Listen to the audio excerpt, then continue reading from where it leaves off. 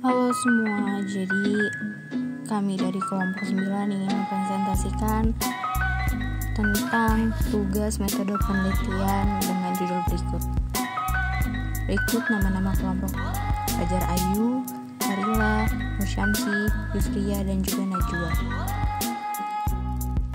Dia merupakan aset berharga yang dimiliki suatu instansi, organisasi, atau perusahaan karena keberadaannya sangat menentukan terhadap dinamisasi mobilisasi perusahaan. Perusahaan berusaha meningkatkan kualitas sumber dayanya agar dapat menjalankan aktivitas kerjanya dengan maksimal.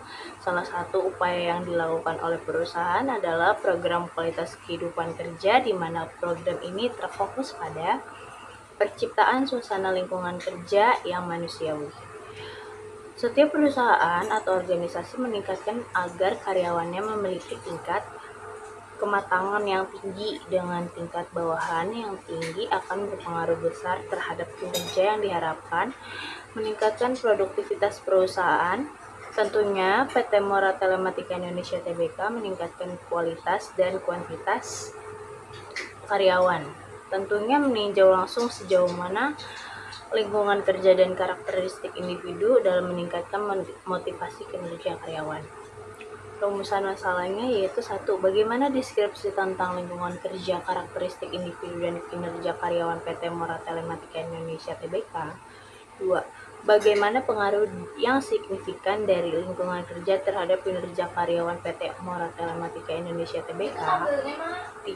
Bagaimana pengaruh yang signifikan dari karakteristik individu terhadap kinerja karyawan PT Mora Telematika Indonesia Tbk. Selanjutnya saya akan membacakan tujuan penelitian. Yang pertama ada untuk mengetahui dan mendeskripsikan tentang lingkungan kerja fisik, lingkungan kerja non-fisik, karakteristik individu dan kinerja karyawan PT Mora Telematika Tbk. Yang kedua ada untuk menganalisis dan menjelaskan pengaruh dari lingkungan kerja terhadap kinerja karyawan PT Mora Telematika Indonesia. Yang ketiga ada untuk menganalisis dan menjelaskan pengaruh dan karakteristik individu terhadap kinerja karyawan PT Mora Telematika Indonesia. Yang selanjutnya ada manfaat penelitian. Yang pertama ada manfaat teoritis, yaitu memberikan pemahaman tentang pengaruh lingkungan kerja dan karakteristik terhadap kinerja karyawan. Yang kedua ada untuk menambah informasi pemikiran dan pengetahuan dalam penelitian. Selanjutnya ada manfaat praktis. Yang pertama ada meningkatkan efisiensi kerja karyawan PT Mora Telematika Indonesia Tbk terhadap lingkungan kerja yang baik. Yang kedua ada membantu memahami dan mengoptimalkan lingkungan kerja serta karakteristik karyawan. Perusahaan dapat menciptakan lingkungan yang mendukung kinerja optimal dan kesejahteraan karyawan. Selanjutnya ada ruang lingkup penelitian. Penelitian ini dilakukan di salah satu anak perusahaan PT Mora Telematika Indonesia Tbk, yaitu di Departemen Oksigen Technical Support yang beralamat di Jalan Jatinegara Barat nomor 441, RT 1, RW 5, Kampung Melayu, Kecamatan Jatinegara, Kota Jakarta Timur. Daerah khusus Ibu Kota Jakarta dengan kode pos 13320. Sebagai objek penelitian, penelitian ini bertujuan untuk menganalisis bagaimana sih lingkungan kerja dan karakteristik individu mempengaruhi kinerja karyawan di PT Mora Telematika Indonesia Tbk. Berikut adalah gambaran dari kantor PT Mora Telindo yang berletak di Jatinegara dan beberapa foto karyawannya. Tinjauan pustaka yang pertama itu deskripsi konseptual. Yang pertama ada lingkungan kerja. Lingkungan kerja menurut Avandi 2018 adalah sesuatu yang ada di lingkungan para pekerja yang dapat mempengaruhi dirinya dalam menjalankan tugas seperti temperatur, kelembapan, ventilasi, penerangan, kegaduhan, kebersihan tempat kerja, dan memahami tidaknya alat-alat perlengkapan kerja. Lingkungan kerja dapat diartikan sebagai keseluruhan alat berkakas yang dihadapi lingkungan sekitarnya, di mana seorang pekerja metode kerjanya sebagai pengaruh kerja yang baik sebagai perorangan maupun kelompok. Selanjutnya ada tinjauan pustaka, yaitu faktor lingkungan kerja. Faktor lingkungan kerja yang diuraikan oleh Sedar Mayanti tahun 2009 diantaranya: 1. Warna merupakan faktor yang penting untuk memperbesar efisiensi kerja para pegawai. 2. Kebersihan lingkungan kerja secara tidak langsung dapat mempengaruhi seseorang dalam bekerja, karena apabila lingkungan kerja bersih, maka karyawan akan merasa nyaman dan melakukan pekerjaannya. 3. Penerangan dalam hal ini bukan terbatas pada penerangan listrik saja, tetapi juga penerangan sinar matahari. Selanjutnya ada karakteristik individu. Menurut Wayan Subagyarta tahun 2016 mengemukakan bahwa karakteristik individu adalah karakter yang dimiliki oleh setiap orang yang berbeda antara orang yang satu dengan yang lainnya. Sumber daya yang terpenting dalam organisasi, sumber daya manusia, orang-orang yang memberikan tenaga, bakat, kreativitas, dan usaha mereka kepada organisasi agar suatu organisasi dapat tetap eksistensinya. Menurut Hasibuan tahun 2013, karakteristik individu merupakan sifat pembawaan seseorang yang dapat diubah dengan lingkungan atau pendidikan. Selanjutnya ada faktor-faktor karakteristik individu. Yang pertama ada kemampuan. Kemampuan individu secara keseluruhan terdiri dari 2 kemampuan, yaitu kemampuan intelektual dan kemampuan fisik. Kemampuan intelektual adalah kemampuan yang seorang individu untuk melakukan aktivitas mental tertentu yang berkaitan dengan penalaran, pemahaman lisan, dan sebagainya. Yang kedua ada sikap. Sikap seseorang juga dapat diartikan sebagai suatu kecenderungan untuk merespon terhadap seseorang atau sesuatu yang ada di dalam lingkungannya dengan cara yang positif maupun negatif. Dengan kata lain, sikap seseorang akan tercermin dari kecenderungan perilakunya yang menghadapi lingkungan yang berhubungan seperti orang lain, bawahan, atasan, atau lingkungan. Dan yang ketiga ada keahlian. Keahlian itu adalah kompensasi yang berkaitan dengan pelaksanaan suatu tugas, umpamanya kearsipan dalam surat-surat dokumen. Keahlian yang berhubungan dengan fisik meliputi koordinasi tubuh, stamina, kelenturan tubuh, dan sebagainya. Lalu yang ketiga ada kinerja karyawan. Menurut Avandi 2018, kinerja adalah hasil kerja yang dapat dicapai oleh seseorang atau kelompok orang dalam suatu perusahaan sesuai dengan wewenang dan tanggung jawab masing-masing. Dalam upaya pencapaian tujuan, organisasi secara ilegal tidak melanggar hukum dan tidak bertentangan dengan norma moral dan etika. Menurut Rifai tahun 2012, kinerja merupakan perilaku nyata yang ditampilkan setiap orang sebagai prestasi kerja yang dihasilkan oleh pegawai sesuai dengan perannya dalam perusahaan. Faktor-faktor dalam kinerja karyawan yaitu ada faktor kemampuan atau ability. Secara psikologis, kemampuan atau ability pegawai terdiri dari kemampuan potensi atau IQ dan kemampuan reality atau knowledge plus skill. Artinya, setiap pegawai yang memiliki IQ di atas rata-rata dengan pendidikan yang memadai untuk jabatannya dan terampil dalam mengerjakan pekerjaannya, maka ia akan lebih mudah mencapai kinerja yang diharapkan. Oleh karena itu, pegawai perlu ditempatkan sesuai dengan keahliannya. Yang kedua ada faktor motivasi atau motivation. Motivasi terbentuk dari sikap seseorang pegawai dalam menghadapi situasi kerja. Motivasi merupakan kondisi yang menggerakkan diri pegawai yang terarah untuk mencapai tujuan organisasi. Sikap mental yang mendorong diri pegawai untuk berusaha mencapai kinerja secara maksimal. Sikap mental seseorang pegawai harus sikap mental yang siap secara psikofisik atau siap secara mental, fisik, tujuan, dan situasi. Artinya, seseorang pegawai harus memiliki sikap mental maupun secara fisik memahami tujuan dan target. Selanjutnya ada penelitian relevan, yaitu penelitinya Putra Khairi tahun 2017, judulnya Pengaruh Lingkungan Kerja dan Karakteristik Individu Terhadap Kinerja Karyawan pada PT Tirta Raya Abadi Medan. Hasil penelitiannya secara simultan bahwa variabel lingkungan kerja dan karakteristik individu berpengaruh signifikan terhadap kinerja karyawan di PT Tirta Raya Abadi Medan.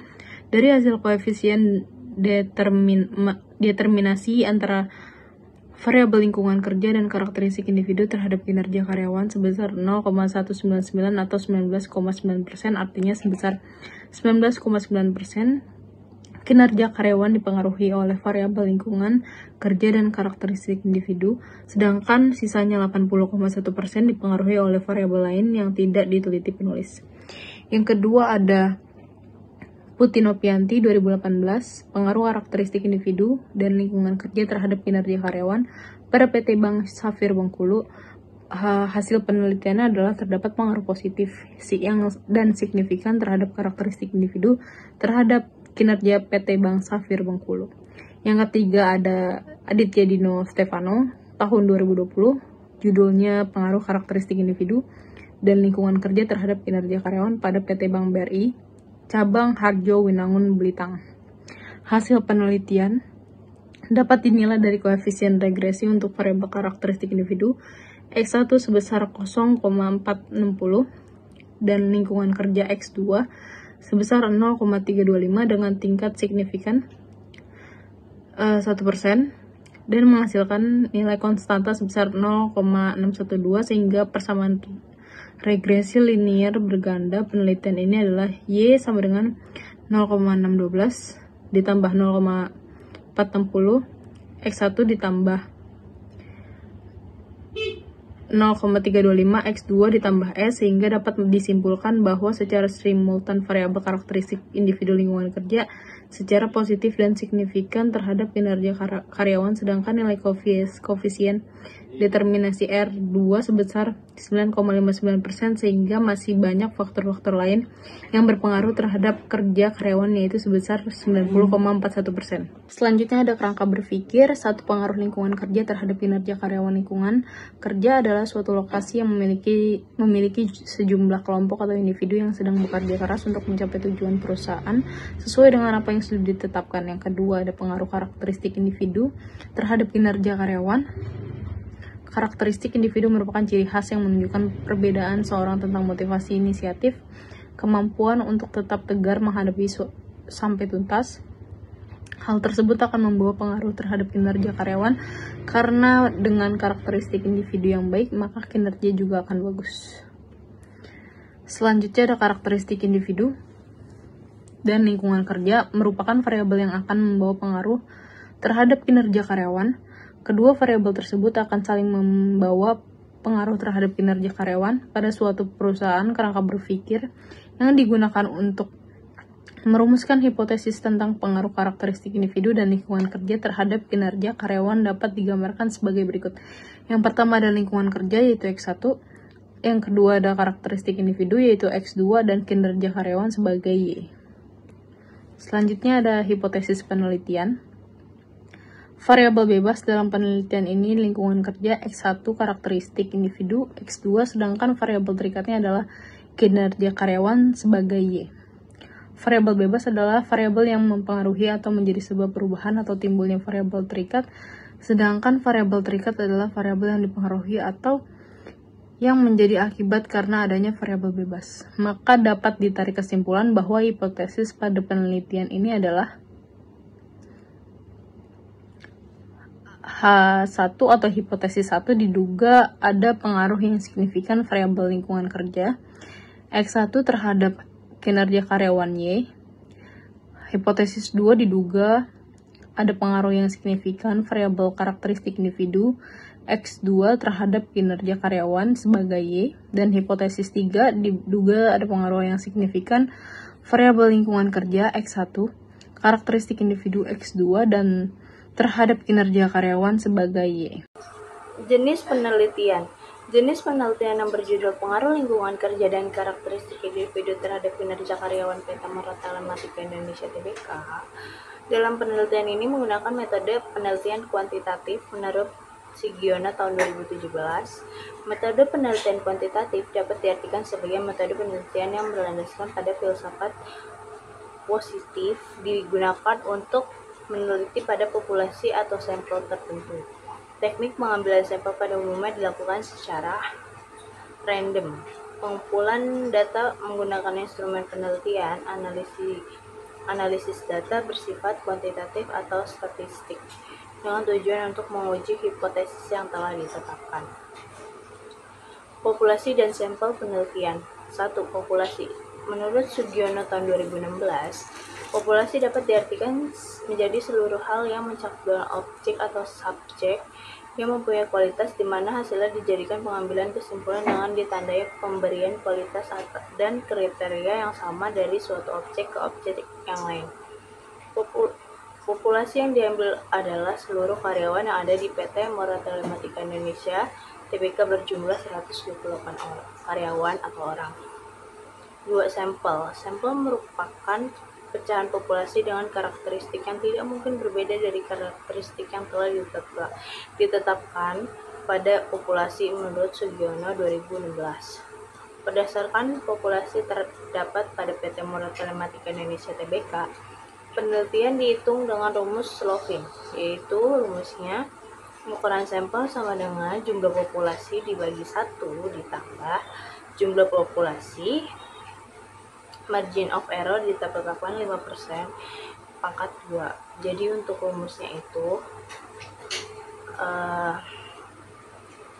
ukuran sampel sama dengan jumlah populasi dibagi 1 tambah jumlah populasi dikali dengan 5 pangkat 2. 5% pangkat 2, hasilnya itu sama dengan 128 dibagi 1 tambah 128 dikali 0,0028, hasilnya 128 dibagi 1 tambah 0,32, hasilnya 128 dibagi 1,32, hasilnya 97 sampel karyawan. Untuk definisi operasional variabel yaitu ada lingkungan kerja sebagai variabel X1, yaitu terdiri dari penerangan cahaya di tempat kerja, sirkulasi udara di tempat kerja, kebisingan di tempat kerja, bau tidak sedap di tempat kerja. Variabel kedua, karakteristik individu, variabel X2. Kebisingan di tempat kerja, bau tidak sedap di tempat kerja. Variabel kedua, karakteristik individu, variabel X2, yaitu terdiri dari kemampuan, minat, nilai, dan sikap.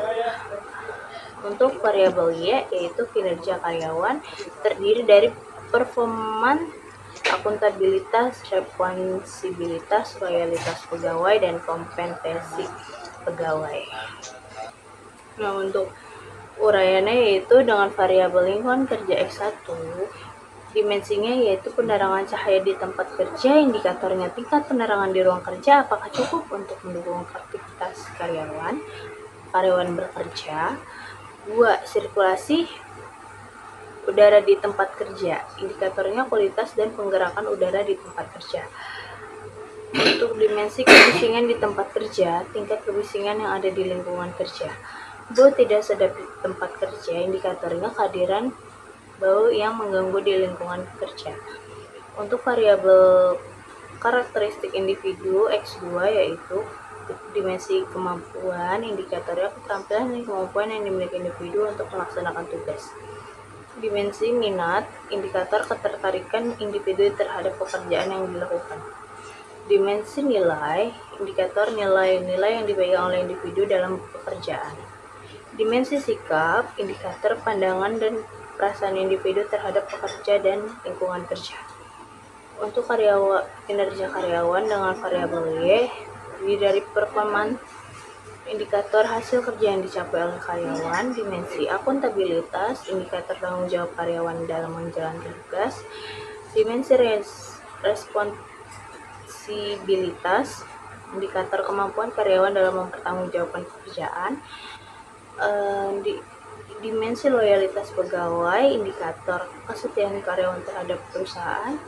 Dan dimensi kompetensi pegawai, indikator keterampilan dan pengetahuan yang dimiliki karyawan untuk menyelesaikan tugas. Teknik pengumpulan data. 1. Kuesioner. Skala pengukuran yang digunakan dalam penelitian ini adalah skala interval menurut Sanusi 2014. Mengemukakan bahwa analisis data adalah mendeskripsikan analisis apa yang akan digunakan oleh peneliti untuk menganalisis data yang telah dikumpulkan, termasuk pengujian. Adapun langkah-langkah yang diusulkan sebagai berikut. A. Penulis melakukan pengumpulan data dengan cara menyebar kuesioner di mana yang peneliti adalah sampel yang telah digunakan sebelumnya. B. Setelah metode pengumpulan data kemudian ditentukan alat untuk memperoleh data dari elemen-elemen akan diselidiki. Alat yang digunakan dalam penelitian ini adalah daftar penyusunan pertanyaan atas kuesioner. C. Daftar kuesioner kemudian disebar ke bagian-bagian yang telah ditetapkan. Di sini contoh tabel. Sangat setuju skornya 5, setuju skornya 4, kurang setuju skornya 3, tidak setuju skornya 2, sangat tidak setuju skornya 1. D. Apabila data terkumpul, kemudian dilakukan pengolahan data, disajikan, dan dianalisis. Dalam penelitian ini, penulis menggunakan uji statistik untuk mengetahui pengukuran jawaban responden, maka dibuat kriteria pengklasifikasian yang mengacu pada ketentuan ditentukan oleh Lestari 2005.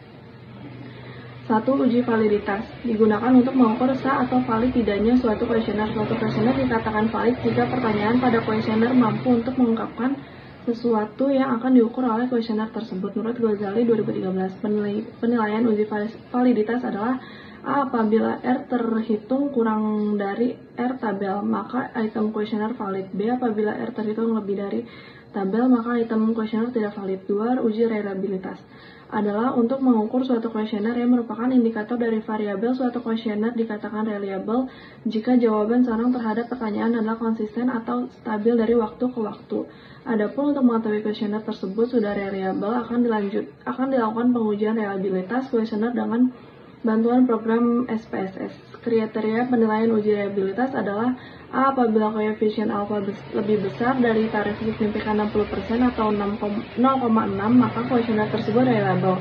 B. Apabila koefisien alfa lebih kecil dari taraf signifikan 60% atau 0,6, maka kuesioner tersebut tidak reliable. Uji asumsi klasik dilakukan sebelum melakukan analisis regresi berganda. Analisis berganda hanya dapat dilakukan apabila suatu model yang akan diuji telah bebas dari asumsi klasik.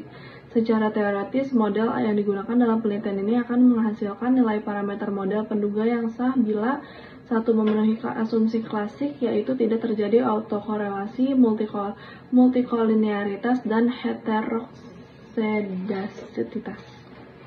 1.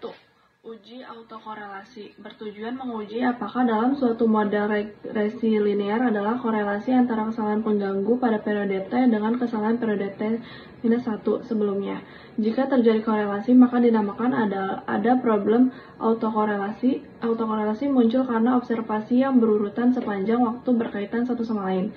Masalah ini timbul karena residual atau kesalahan pengganggu tidak bebas dari satu observasi lainnya menurut Ghazali 2016. Model regresi yang baik adalah regresi yang bebas dari autokorelasi. Salah satu penguji autokorelasi dengan menggunakan uji Durbin-Watson atau DW test, yaitu dengan menghitung nilai D statistik. Nilai D statistik ini dibandingkan dengan nilai D tabel dengan tingkat signifikan 5%. 1. Uji multikolinearitas. Berarti ada hubungan linear yang sempurna atau pasti di antara beberapa atau semua variabel independen dari model yang ada. Akibat dari adanya multikolinearitas ini adalah koefisien regresi tidak tertentu kesalahan standarnya tak terhingga.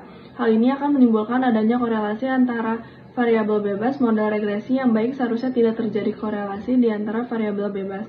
Untuk menentukan pengujian multikolinearitas dapat menggunakan nilai tolerance dan variance inflation factor. Kedua ukuran ini dilakukan untuk mengetahui ada tidaknya multikolinearitas pada suatu model regresi. Jika nilai toleransi kurang dari 0,10 dan FIF lebih dari 10, maka dapat diartikan bahwa tidak terdapat multikolinearitas pada penelitian tersebut. Dan sebaliknya, jika toleransi lebih dari 0,10 dan FIF kurang dari 10, maka terjadi gangguan multikolinearitas pada penilaian tersebut.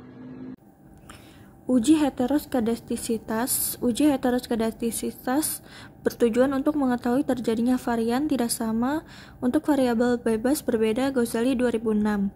Pengujian untuk mendeteksi ada atau tidaknya heterodistisitas adalah dengan melihat grafik K antar nilai prediksi variabel dependen.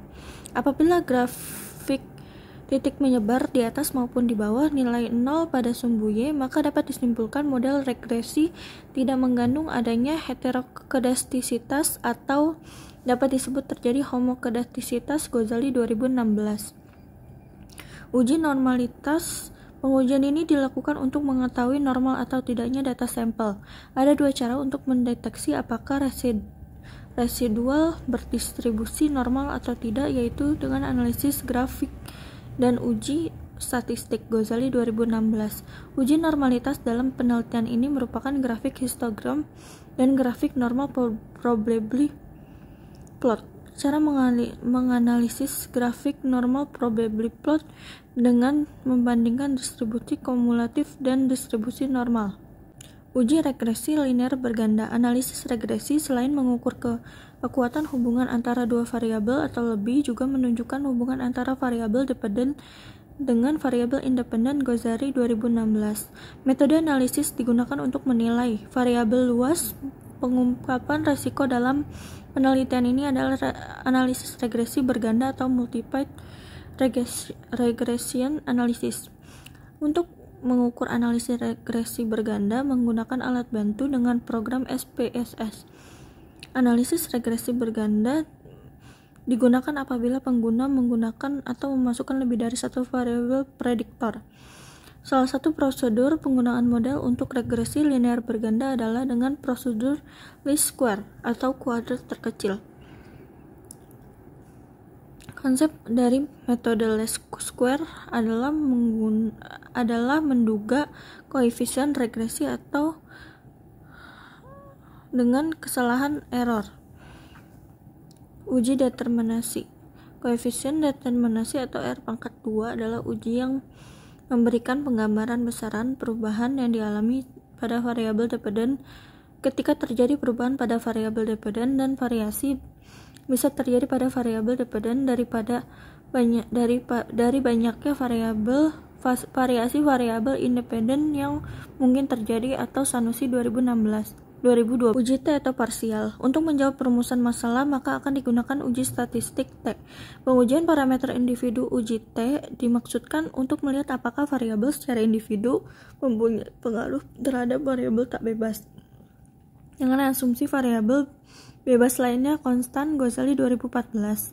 Dari perhitungan tersebut, maka selanjutnya membandingkan antara nilai T hitung dengan T table pada tingkat keyakinan 95%, S sama dengan 0,05 dengan kriteria keputusan A. Jika T hitung lebih besar dari T table, berarti HO ditolak. B. Jika hitung lebih kecil dari T table, berarti HO diterima.